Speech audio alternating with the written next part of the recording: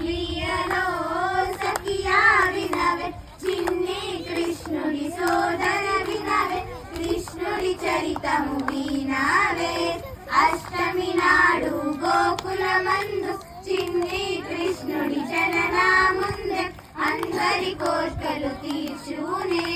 గురు పాండవ సమరమందు దుఃఖితుడైన పార్థుని చూసి, హితము చెప్పి వీరుని చేసి చూపేనే.